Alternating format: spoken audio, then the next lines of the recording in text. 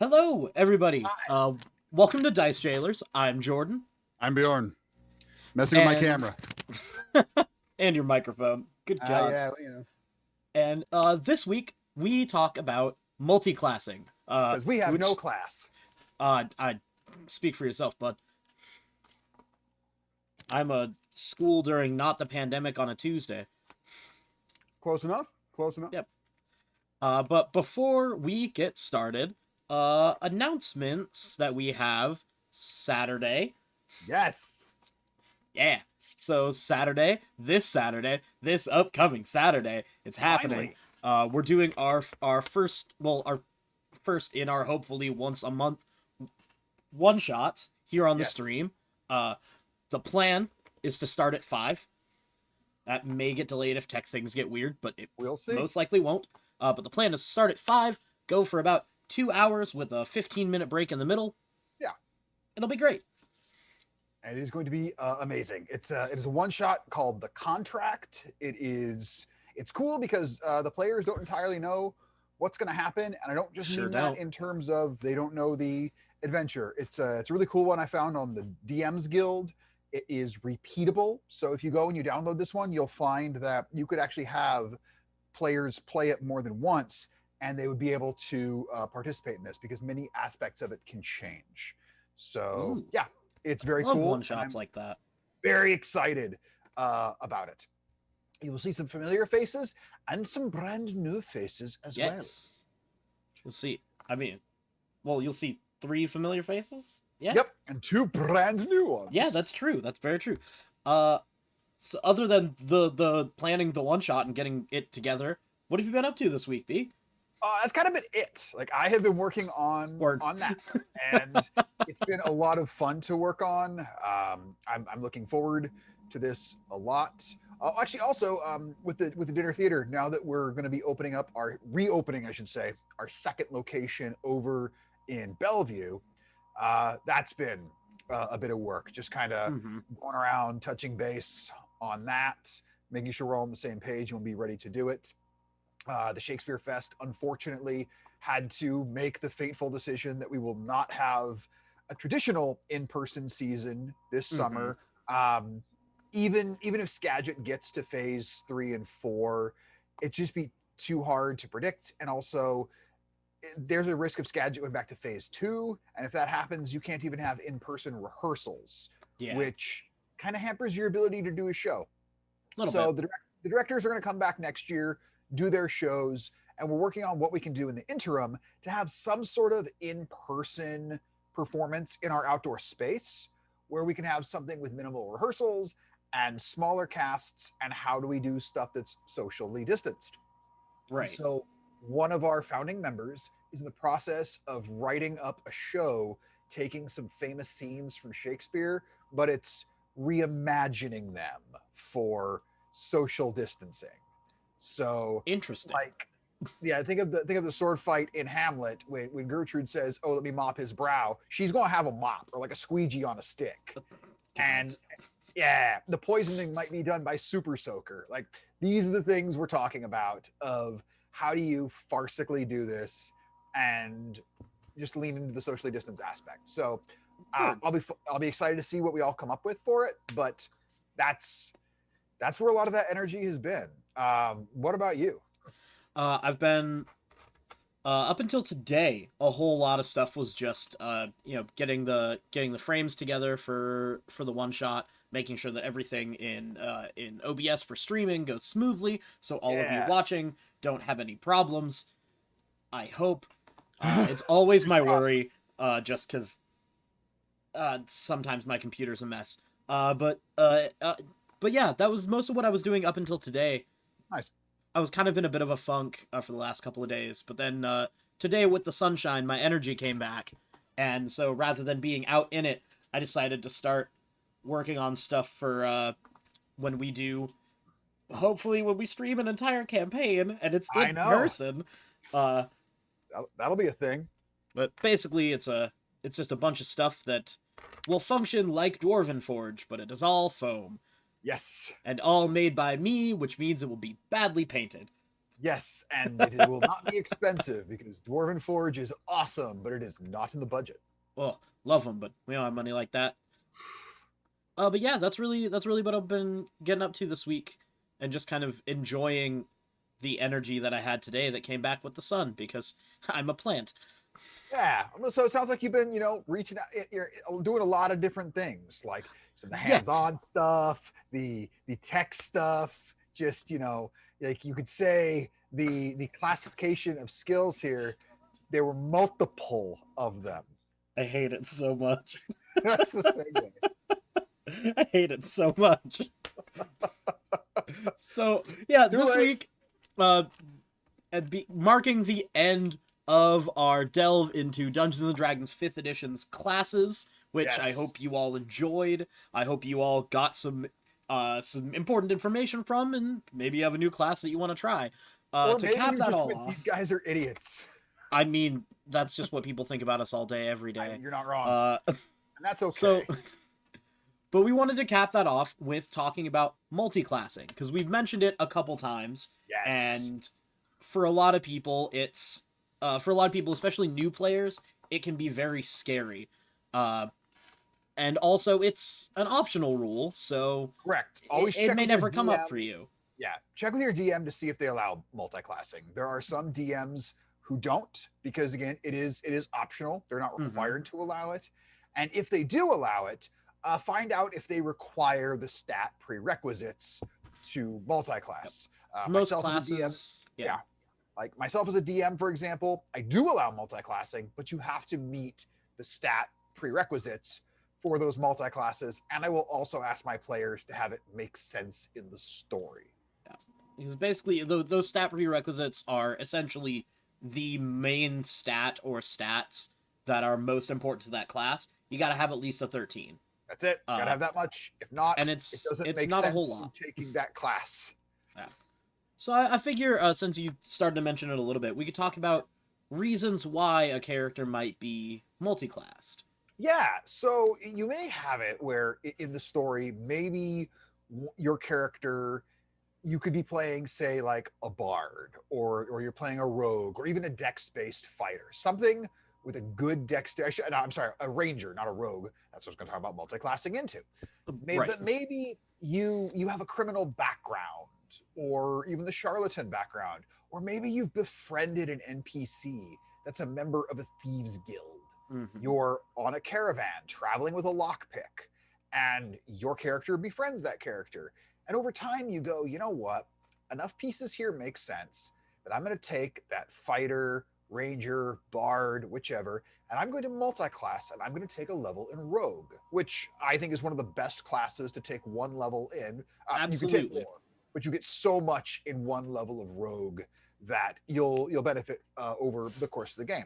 The bard in our campaign, for example, her Yep. character, he decided to take a level in rogue very early in the campaign, and it has Yes. paid dividends Oh, throughout huge. the campaign, having access to be able to pick locks, knowing thieves can't, getting expertise and more Just the skills. expertise, yeah. Yeah, it's for a bard, it's absurd to get all those extra skills, and that one extra d6 of sneak attack damage, it adds up over a campaign.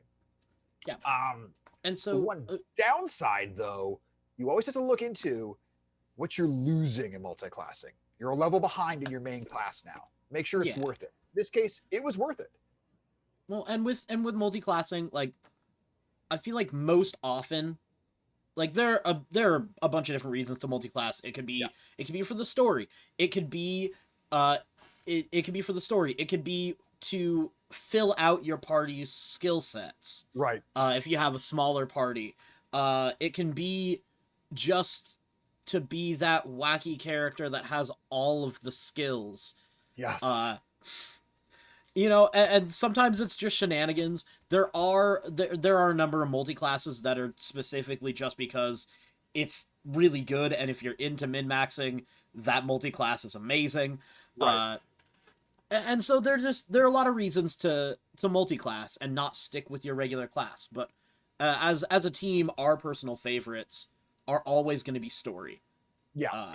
If the story presents the moment, when I ran Curse of Strahd, when you played in it, Mm-hmm. Your character, who was a rogue, had a moment where you had somewhat befriended this elf, though albeit for a short time, and when that elf Yeah, because killed, someone got him killed. yeah, that elf was killed, and you had a high enough intelligence that you decided to take his spell book, and you're like, you know what? I'm going to take my, and you took your last 2 levels in wizard and Mm-hmm. became a blade singer, which is a wizard school restricted to elves. I personally would lift that for a long form campaign, but it was this cool story aspect where this rogue was remembering this other elf who had fallen, who, even though your character didn't know him that well, you guys had gotten along from Mm-hmm. first meeting. And so I really liked that you're like, you know what? I'm going to take a couple levels in wizard because I think it rounds out the story. Yep. It also ended up being very useful Yeah, uh, for befriending, Mordenkainen. it did help. It did help. But yeah, so like for that particular character, like my character was just kind of a grumpy, sulky rogue boy that when we met the first other elf that he had seen the entire campaign, they had a really close kinship, and when he died, grabbed his spell book and just, I'm gonna learn how to use this. Yeah, and it Uh, was really really cool to see. and so that can be a big one for players to multi-class is just connections with NPCs.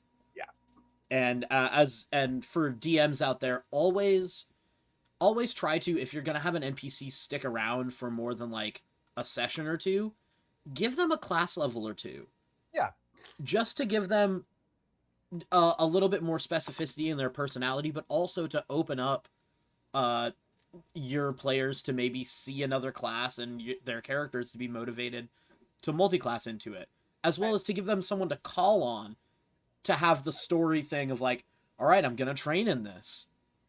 and it can be a really fun moment too in combat if you do give that NPC like just one level in, say, fighter, and then all of a Mm-hmm. sudden it gets that character's turn and they've taken a little damage, and then your players see them use second wind to reinvigorate themselves, regain some hit points, and then get back in there, and maybe they'll go, oh whoa, I didn't know he's a fighter, that's cool. So Yeah, you can, and that recognition is great. But for multi-classing, uh, part of the I would say the biggest benefit of multi-classing is diversifying your character's abilities, yes, and that can be just from going from a pure martial class into adding a little bit of magic to being that magic only class and adding a little bit of martial abilities. Maybe it's adding on rogue for all the lock picking. Maybe it's adding druid for some natureiness. yeah, it can be a lot of things. And And the big thing is when building your character at start, I don't believe you should build your character planning to multi-class. I think you should build the character you want to play, and if the opportunity comes up and it makes sense, go ahead and do it. But don't necessarily go, oh, okay, well, I need to make sure I have this stat here because I know after I hit 5th level, I'm going to want to take this ability. I'm like, maybe you don't know that. Maybe you think that in building this because you think it'll be a fun build. But as you get going, you really get into this, we'll say, cleric you're playing, and you go, yeah, you know what? I actually don't need to take a level in warlock. I'm good. see, and I, on the other hand, I'm a big fan of planning to multi-class Sure. because because with a character planning to multi-class, you can plant the seeds in the story Like you do. earlier, and you can bring in that track like a multi-class that I want to talk about in a little bit when we talk about specific Right. combinations of classes. Uh, but that's one that you would want to know going into it ahead of time, Sure. to be able to do those things where that character, where you can see the character be like not good at it, not good at it, not good at it, finally gets it. And that Right. can be just super satisfying for a story as well as for you as a player, uh because like, especially if you surprise your fellow players with it, where like this whatever next level up, and then you come in and you've got a level of sorcerer. Yeah, it'll excite them. Yeah. I think the other important thing to talk about with multi-classing is when to do it, because there are good times during leveling up to multi-class, and frankly, there are bad times. Mm-hmm. I will say, particularly if you're playing a martial class that gets the extra attack feature, I would really be hesitant to multi-class before you've hit level 5. Mm-hmm. That second attack feature is huge, and the way that challenge ratings of monsters scale up in 5th edition, your martial class is designed to keep up with those by having that extra attack Yep. at level 5. Once you hit level 6, that's when you can start to go, okay, maybe I want to multi-class. The one kind of bugaboo there can be ASIs are few and far between, and if you're playing with standard array or point buy, it's hard to want to multi-class before level 8 because you want to hit 20 in your primary stat. I'm not a big fan of rolling for stats. However, I think multi-classing is so much easier if you do, because if you've rolled for stats, maybe you have a 20 in your primary stat by level 4. So, or you just have, like, for some reason you rolled out of your mind and you have 3 different 16s. yeah, then you're set up and ready. Yeah, throw one of those somewhere. Either put them in all the stats you care about, or throw one of them somewhere where you're like, yeah, I'll multi-class when I get there.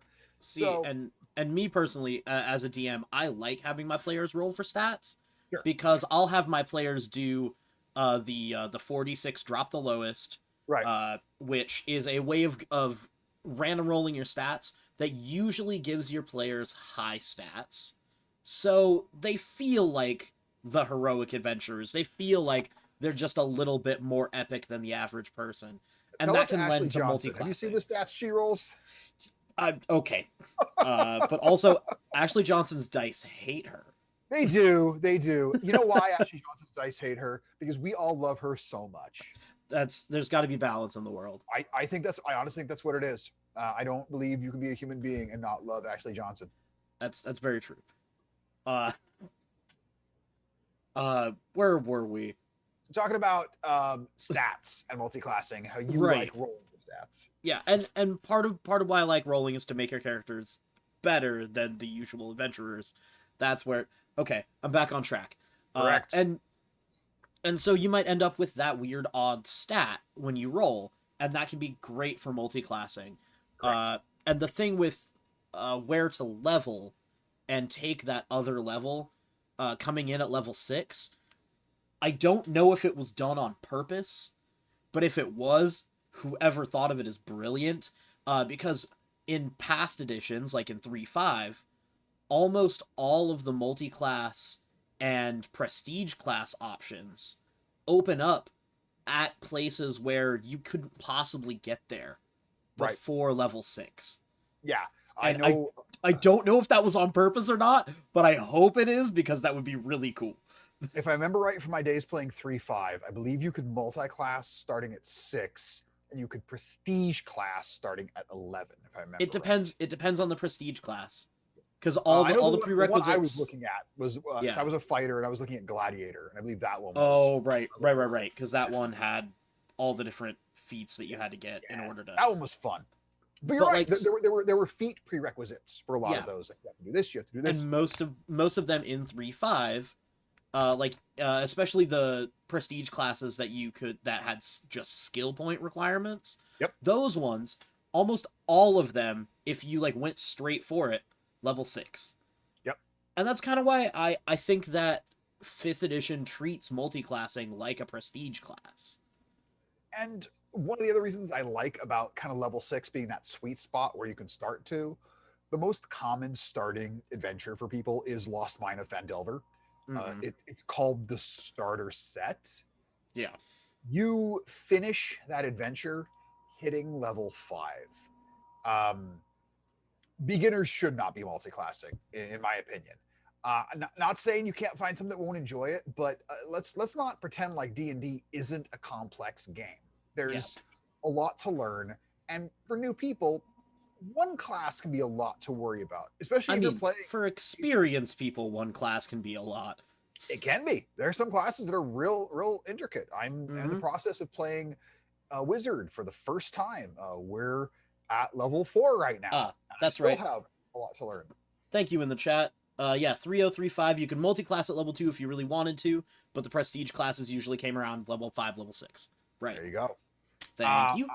But I will also say, just because this is a very brief sidebar, we had a combat last session. My wizard dealing with a gibbering mouther, and I got crit on. If a gibbering mouther reduces you to 0 hit points, you insta die. Those Sure who watched does. our one shot will remember that, as Orchestra was turned into mulch. However, I had just enough hit points that I survived with 2 hit points left, which means if my con had been 1 point lower, Oh my I would have god. died. Con is not a dump stat. If you So, didn't get hit, you'd have been fine. the room was too small. There was no avoiding it. Well, be faster. Just saying. I Thank you, Con. Nope. Con's not a dump stat. Nope. Just had to remind everyone. Just don't get hit. We've been having this fight even this week on Facebook, so Yeah, and I'm right. no, you're not. Your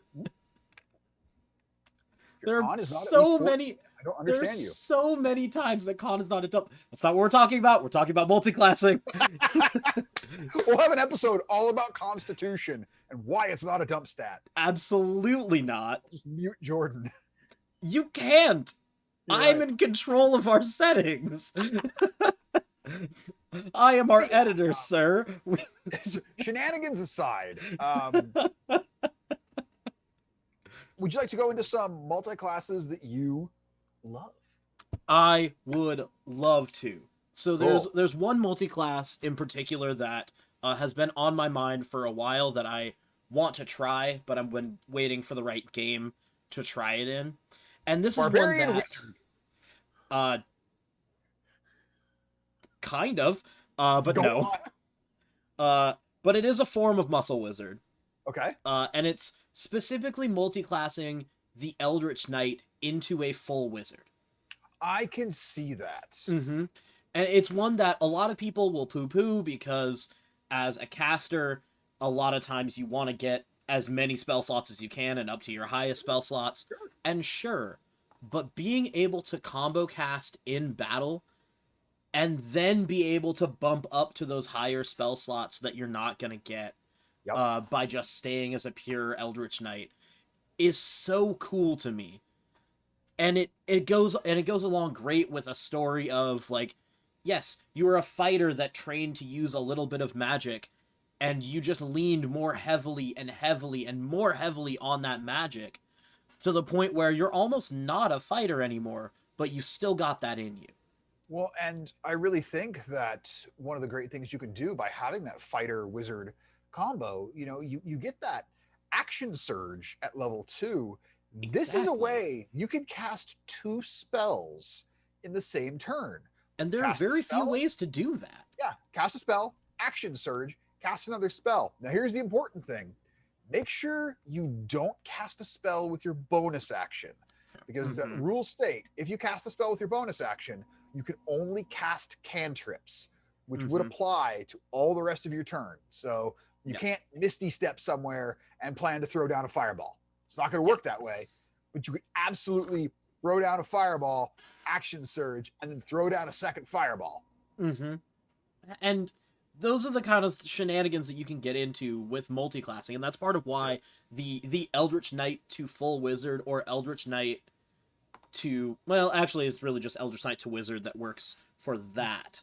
I mean, Artificer? you could kind of go Artificer, but there's a different Artificer multi-class I want to talk about. Alrighty. Because it's the mistake that I did for the story. But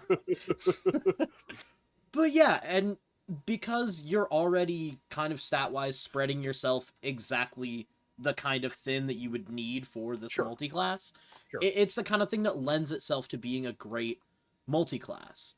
And in my opinion, it makes the things that aren't great about the Eldritch Knight much better. Okay. There's a, I know I'm going to shock you with talking about martial classes here. Oh, there's a martial one I really like. everyone knows all about the Paladin Hexblade combo. And I'm not Yes. here to talk about that one. Yes, that one is great. The But Hexadin. I think that one can be difficult from a storytelling process to pull off well.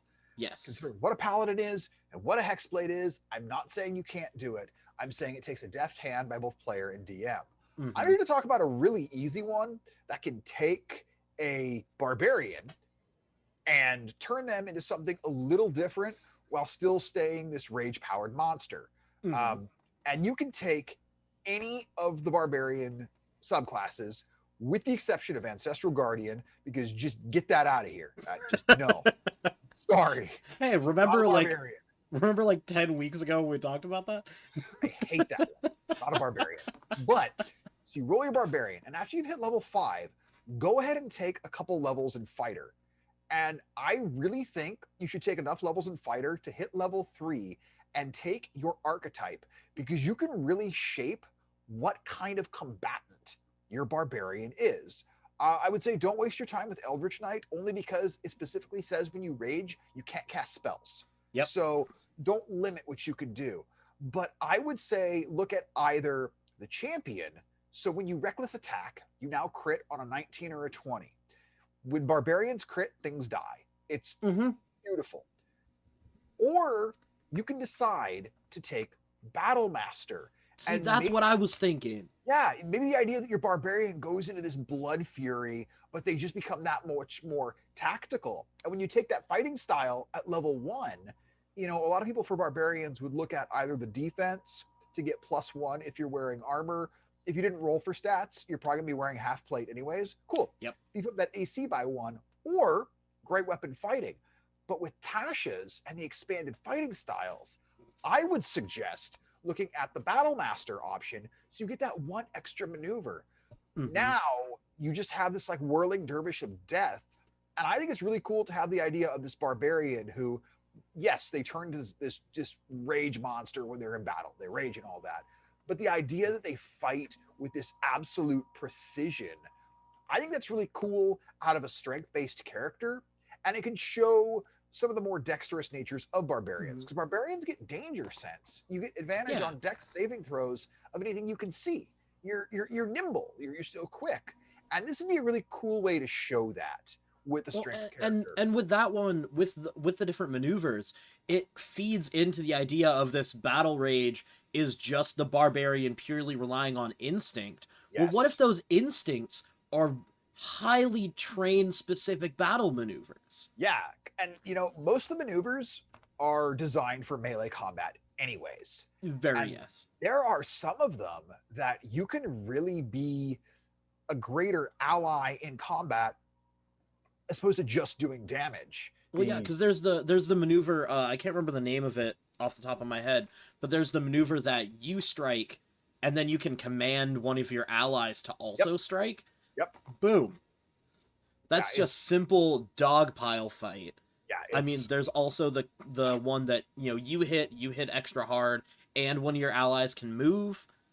Yeah, there's so many things you can do with it. So honestly, with Barbarian, I think the Barbarian Fighter combo is really good. I will give this the one caveat is if you know your campaign's going to level 20, Barbarian is one of those classes that I just say don't multi-class. But that's the also ability is because of how much you love barbarians. We're talking a +4 to strength and con that allows you to exceed 20 at level 20. That's too good to pass up.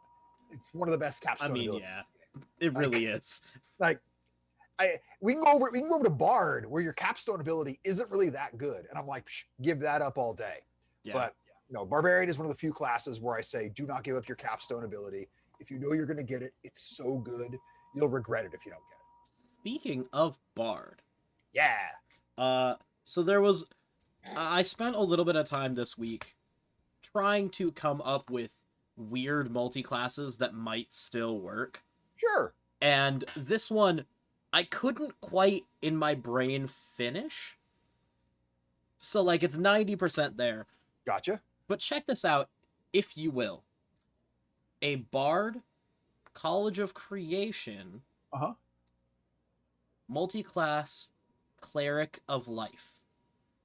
I could see that. It's Like, thematically, it hits for me. right. I don't know how in-game it will work that well, but it is that lovable double support that we can get to do. You're a So member of a that, church choir. yeah. And yeah, absolutely. You're member of the church choir. You're the leader of the church You're choir. Whoopi Goldberg from Sister Act. That's who you are. Or just Kirk Franklin. Shout out to Kirk Franklin. Shout out to Whoopi Goldberg. Get in some weird stuff lately with your personal life, but Stomp got me through some stuff. But well, no, and actually, you could also be Lil Nas X because "Call Me by Your Name" that video had some religious tones in it. So I mean, there you go. you right. Yeah. But yeah, the Bard Cleric that song combo. gives me life. So there you go.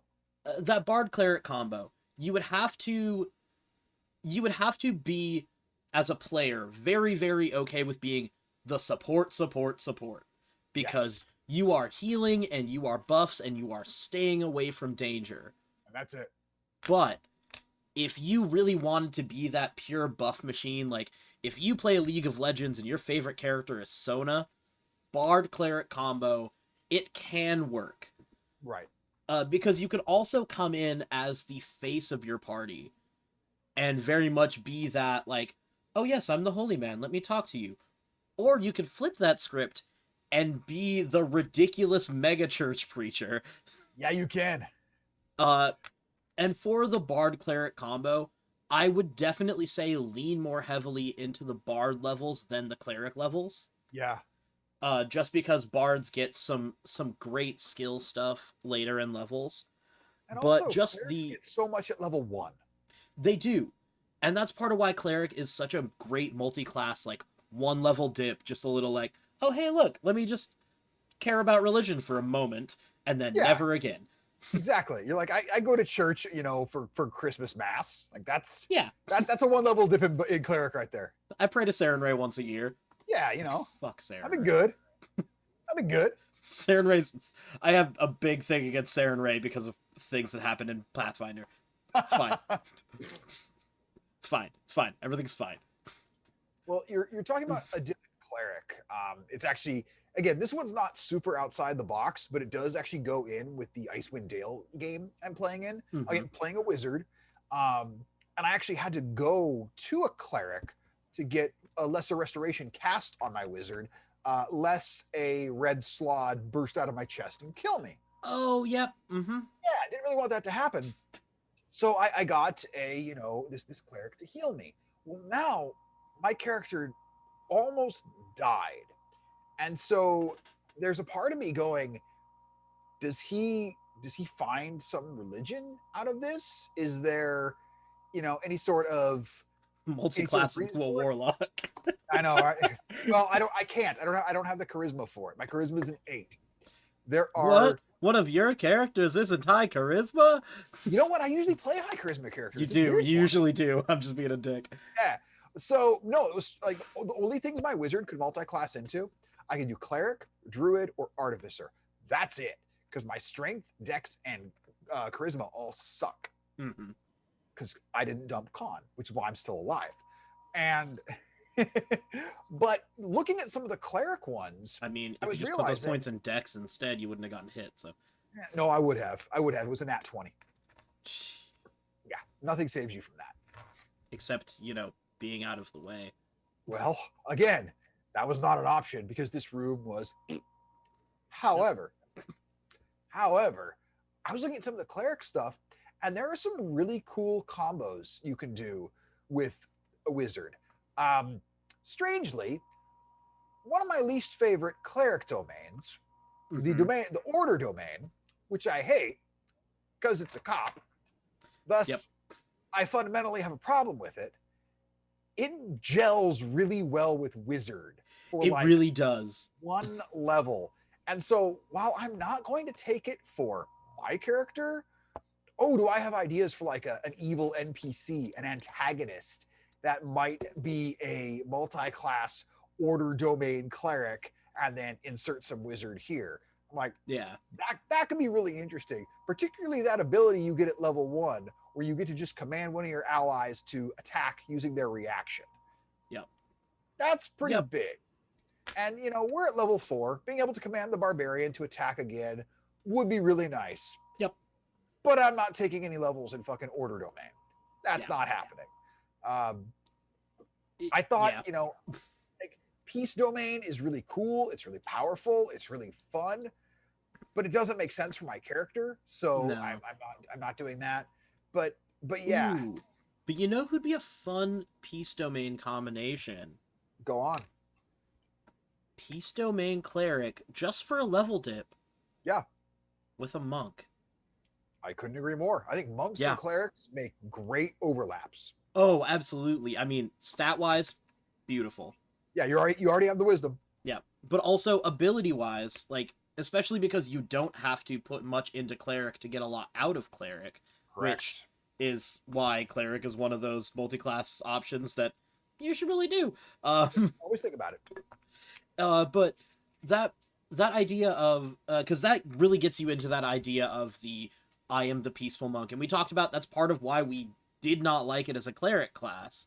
Yeah, is because it's a lot like what a monk might be. Well, multi-class it with a monk. Yeah, it works well. The one thing I will say, talking both, because both of these have been brought up as multi-classes, fighter and cleric. One of the big reasons they're both appealing is getting that proficiency in heavy armor. Is you get people going, man, I could have a really good armor class and wear heavy armor. Make sure you look at those strength requirements. Yeah, yep. Yep. If you dump strength and you go, I'm going to wear plate armor. No, you're not. You better be an artificer. Yeah, you don't have the strength to do it. Like artificers are great because they get to, override the strength requirement if you're an armorer. Yes, which makes sense and is cool. Yeah. But yes, I agree. Ooh, which that perfectly leads me to Yep. my dumbass plan. Go on. So, we've mentioned it a few times over the stream, the game that I play in that Bjorn DMs. Yeah. In which my fighter, who's a gunslinger, which, I mean, talk to your DM, because most DMs don't have gunpowder for reasons that I personally think are stupid. But I agree. You have dragons. Don't worry about the reality of it. You've got dragons. Like, good God. 1, there are dragons. 2, there wasn't all of these things in actual life that set back science by forever. Looking at you, Christianity, that ruined my life. So, the firearms, black powder, it's a thing that makes sense, even if you're sticking to heavy Middle Ages. Whatever. But my gunslinger, that multi-class 2 artificer. Yeah. Now, this was a bad choice, numbers-wise. And I wanted to tell the story of how this happened to explain how something very, very bad numbers-wise has ended up being very, very satisfying and absolutely a thing that you should think about doing. Even if it's bad numbers-wise, it might be great, and don't shy away from that. Because my character, his whole thing, we're playing in Taldore, shout out to Matt Mercer, and how time is set, my character grew up in Whitestone with Percy, who invented firearms. Yes. And so my character grew up looking up to him as a almost co-conspirator, because they're relatively close in age for how we set them. And so my character, like Percy, started to build things and started to want to create things. And so when the Artificer came out as a class, because we started playing before Artificer existed as an official class, and I saw it, and I went, this is what Bandit would do. Yes. Because he is because as a character, he didn't really have a goal, but what he was getting at was being like Percy, and that meant building things. And so then he started to build things. He wanted to. The problem was, my intelligence was not that high. No, it wasn't. It was not. So, when the campaign started, I believe it was a 10. It was a 10. And I have used just about every ASI and everything in the game to boost it. You've done a lot to boost it, and it's been great to watch. And it's made now. Yeah. and it's made sense every Yeah. time. Uh, but like I had to forego so many fun things in Fighter to take Artificer that absolutely did not make sense numbers wise. Right. Like multiclassing Fighter Artificer, unless you're an Eldritch Knight, it numbers wise, bad choice. Yeah, you probably don't have the intelligence for it. Yeah, as well as you don't really get anything out of Artificer that is better than what you'd be getting as No, your regular fighter. I agree. Uh, but it's become so story valuable. Yes.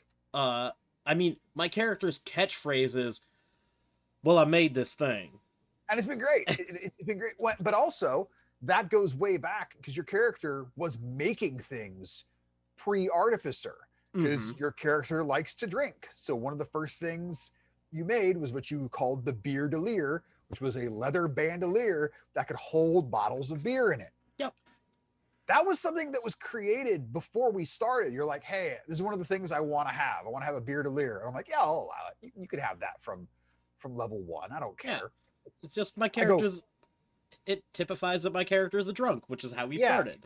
exactly. I go, you won't have any bottles in it to start, but you can have this leather bandolier that clearly has slots in it for bottles. Yeah.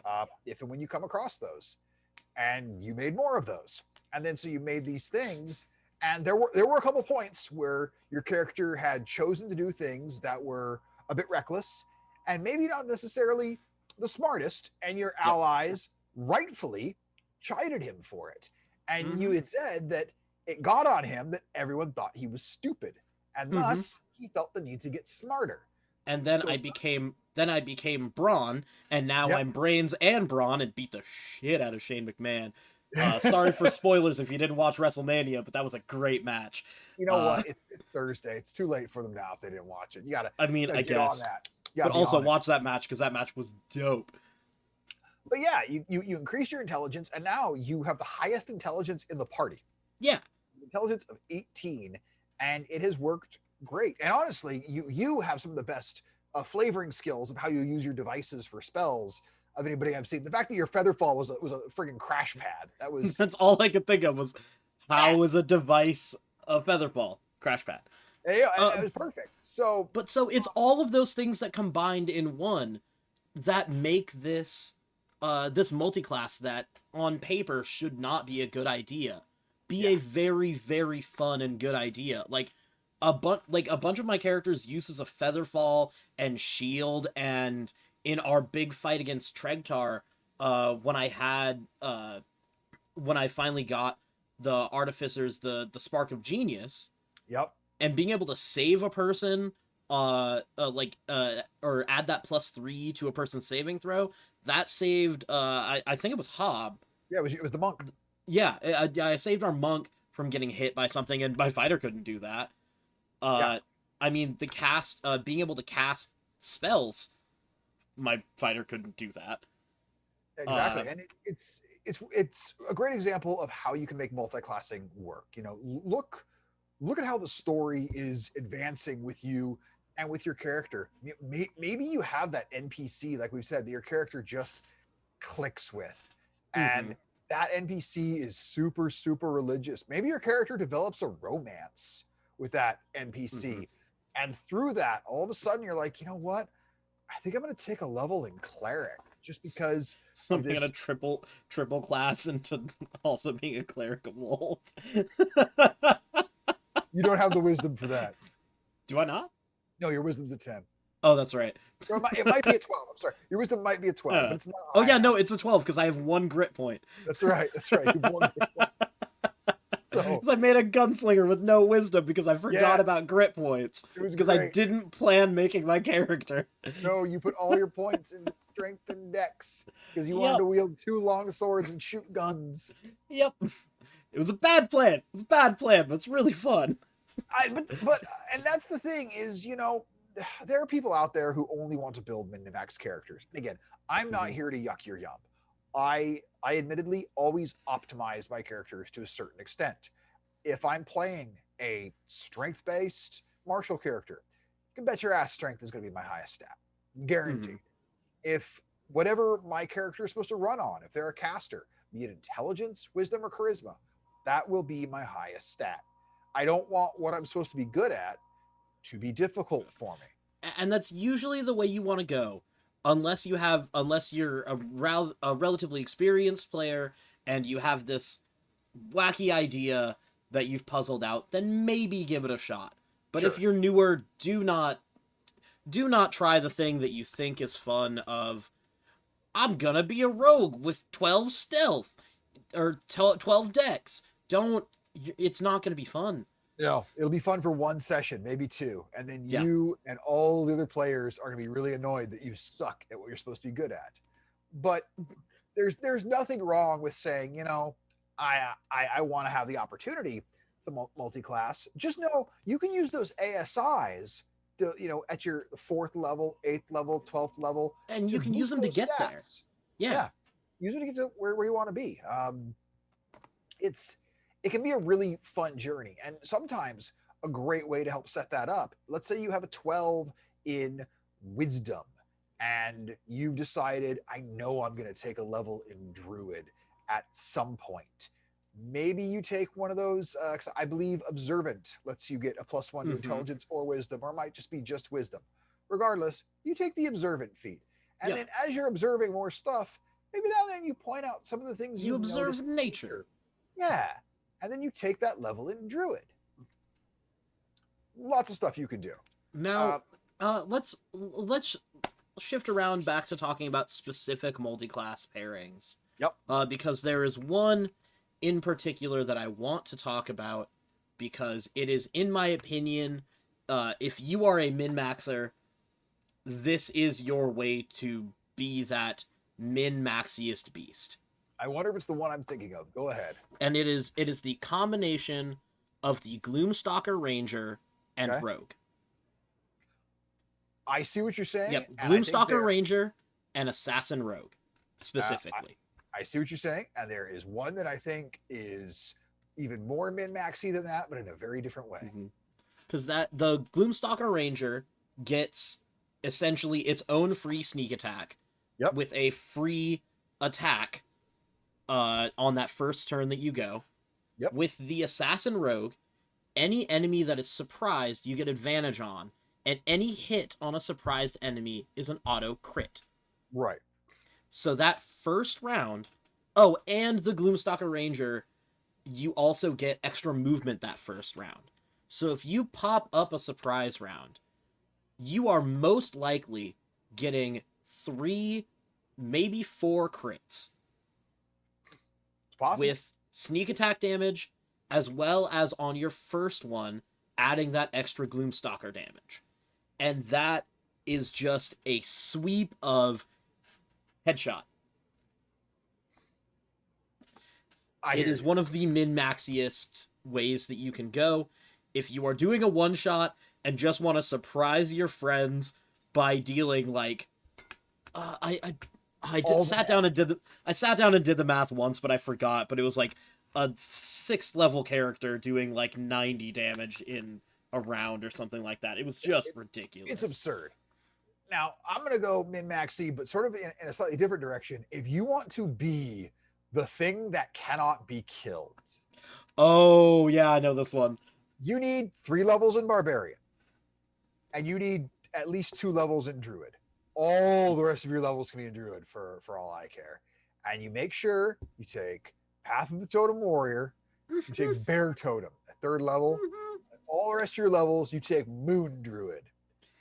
And you rage, and then on your next turn, you bonus action Wild Shape. Because your rage lasts when you Wild Shape. It sure does. All those damage reductions. So now you're this fat stack of hit points that the DM has to wade through. And when you finally drop form, you now have your Barbarian hit points. You're still raging. You are reducing everything but psychic damage. And then when your form drops, use about your second, Wild Shape, because it's bonus action, boof, and you Wild Shape into something again. And once again, you are a bear. That is raging. This is the thing that will not die. This is also where, while Jordan and I may disagree sometimes on this, I think he would absolutely stay. Oh, no. Yeah, no. Crap out of your con. Pump the hell out of con for that. Get Absolutely. that con through the roof. All you have just enough strength to be a threat in combat. Have enough wisdom. Take that con to the moon. Yeah. Have it to the moon druid. Oh my god. I didn't even think about that when I said it. Is. Well, yep, there we are. Thank you, everyone. Good night. That is it. That is the best. Con should be your highest stat in this case because all you're doing is tanking. That is it. And killing you will be so difficult for your DM. I mean, yeah, there are some insta-kill things, and some of that stuff exists. But damage, you just won't care. You will not care about damage. That is possibly my favorite min-maxy thing of like, you know what? I'm just going to sit out here and not die. And it's great. See, and we got to talk about the min-maxy caster. Yep. The min-maxy multi-class caster, which a lot of people think is the Sorlock. It is not. It's the Sorcerer's Zard. I disagree, but I'm listening. Because if you take just a bit of Sorcerer, sure, enough to get your sorcery points in meta magic, you gotta have meta magic. And once you get your meta magic, then blamp everything into wizard for all the spell slots. And if you blamp that wizard into the very classic evocation wizard, you no longer need the meta magic of careful spell. Correct. Because you're an evocation wizard and you can just shape those things. But then you are blamping things out as a wizard of, like we talked about with the Eldritch Knight wizard. Yeah. But you can quicken. You can quicken those big fireballs. You can. Mm-hmm. Bonus action fireball and then cast a cantrip. Yep.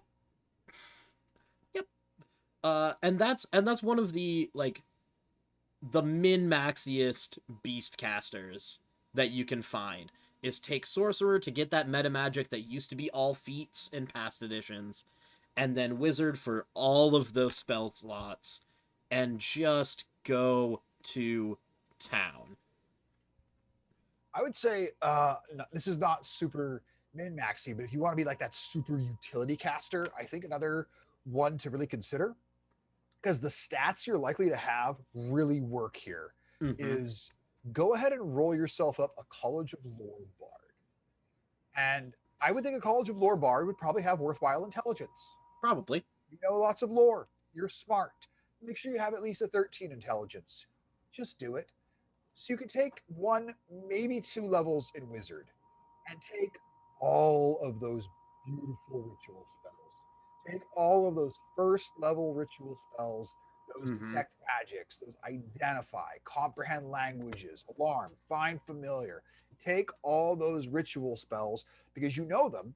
Don't waste your time expending spell slots to use them. Take shield also, and honestly, plan on using those wizard spell slots. Those are your shield slots. Yep. If for some reason you've got to defend yourself with it, that's what they're there for. But you could have this bard who is primarily barding around, as bards are known to do. As bards do. But bards are amazing support casters as they are. But now having all these utility spells. And just adding, just adding alarm to your repertoire is especially so at huge. Low levels. Mm-hmm. That's why, anytime if for some reason the story that you have planned in your head says that you're a human, take a variant human and take that ritual casting wizard for your variant feat. Yeah. Because, and let me just say, any of the feats that give you casting in another class specifically, that's like your mini multi-class. It really is. It really is. That's your way to multi-class light. Yeah. I don't want to lose my capstone ability, but I do want to cast alarm. So I'm a variant human. Yeah. Yeah. And that's shout out to variant human because a free feat is amazing. Yep. Yeah. there are a few other things I can think of in different races that wind up being better than a free feat, but Sure. those are few and far between. True. And it's a free feat. The only thing that is you're a human. Yeah. Which, you know what? Whatever. You get a free feat. Yeah. Like my wizard's a variant human. Though I took the prodigy feat because I wanted to have expertise in Arcana because I'm like, Right. nobody is going to know more about magic than me. Yep. That's You are the just nerdiest nerd to ever nerd, Yeah, and man. it's fine. It is. It is. So yeah, you know, when you're going to multi-class, you got to find the right moment to do it. Have it make sense for the story and for the character. Or you know what? If you're like out of the gate, if you know I am going to be a paladin hexblade combo, that's what I want to do. I know I'm going to do it. Mm-hmm. I would just honestly say for that, just talk to your DM to Yep. have a way that it makes sense in story. Because again, if say you're a paladin of Bahamut who's, you know, very lawful and rigid about a lot of things, and you're like, ooh, but I want to be a hexblade also, then I'd be like, so how's that going to work? Yeah, how's Bahamut going to work with that patron? Yeah, so figure out a way, because it is a weapon that's your patron. If you can figure out that it's like, oh, it's this spirit of this warrior who was blessed by the dragons, who possesses this thing, Mm-hmm. and it doesn't look all necrotic and dark. It's actually very silvery in the way it shows. At that point, as a DM, I'm like, I'm in. Absolutely. It all connects. I love it. Tell me more. We can do this. Well, So, and as a DM, pretty much everything comes back to the rule of cool for us. oh yeah, there's nothing more important than the rule of cool. If it's awesome, then it overrides being what's written on the page. Absolutely. And that's kind of how it is for multi-classes. Is multi-classes on paper, for the most part, they're not going to be better than staying in your main class. I don't think they ever will. But your story will benefit so much, and your role playing will benefit so much from giving really a multi-class a look. Yeah. Like there's so many different, and especially give multi-classes a look that don't seem to make sense. Like the obvious ones to go to are Rogue Ranger because they're both Dex. I mean, Warlock Paladin because they're both Charisma. I mean, an Artificer Wizard baby because they're both Intelligence. Or anything and Fighter because there's a good chance your Dex or Strength doesn't suck, and one level in Fighter may be the best single level dip you can do. One of the best single level dips this side of Cleric. Yeah. And I would have said Fighter completely trumped Cleric prior to the Peace Domain. Yeah. But the Peace Domain Cleric, those level 1 abilities are game changing. They're real good. But yeah, really look at the ones that are weird but make sense for your character. And also bring that Barbarian out for some reason. Yeah, well, I would say it's a great one to example. Like a Barbarian can work because there's like the bardic inspiration. Maybe you inspire them because of how prolific you are on the battlefield. Mm-hmm. Yes, I recognize that's also potentially College of Valor Bard because College of Swords sucks. But yeah, rest in peace, College of Swords. Yeah, I would say the only thing to make sure of is that you don't multi-class with two things that have absolutely no synergy. I'm sort of looking at Barbarian and any caster that doesn't have other stuff that goes with it. Mm-hmm. The Barbarian's primary thing is rage. You can't cast spells when you rage. Yep. If your multi-class is all based around spell casting, wizard, you're not going to get a whole lot of use out of it. So you're not doing yourself any favors by doing that. Or the last one I would say is Barbarian Rogue, because people are like, ooh, reckless attack and sneak attack. Don't work together, because reckless attack, when you're doing that stuff, it's got to be a strength weapon, and sneak attack has to be a dex finesse weapon. Yep. But you don't definitely read the fine print while you're trying to make multi-classes. Yes. And if you're a DM, be kind. If your player multi-classes, you start playing and they realize, shit, this doesn't work. Just let them take a level in their regular thing. Yeah. And they were drunk and acting weird for a day. Unless they did something game changing, then they're stuck with it. But consider it a test drive. there is one other thing that I forgot that I really importantly wanted to say as we get right down to the wire of this episode Yeah. is when you are looking to maybe multi-class in your game, if you are multi-classing into a class that one of your party members always is, talk to that person before. Yeah. Don't step on their toes. Yeah. Because we mentioned talking to your DM a lot. Yeah. Because, yes, talk to your DM about just about every plan that you have going ahead. But if you have a player in the campaign that is the class that you're feeling brought to multi-class into, talk to them about it. Make sure that you're not doing any toe stepping, as well as it can start to become a thing in your game that party member's teaching you. Yes. Yeah. And that's a beautiful, beautiful story moment. It can be. Like, I would say, just to piggyback on that very briefly, if in the example of, a bard, like you have a bard in the party, you're going to take a level in bard or rogue. Anything where you get all those skills, don't double up on the same skills.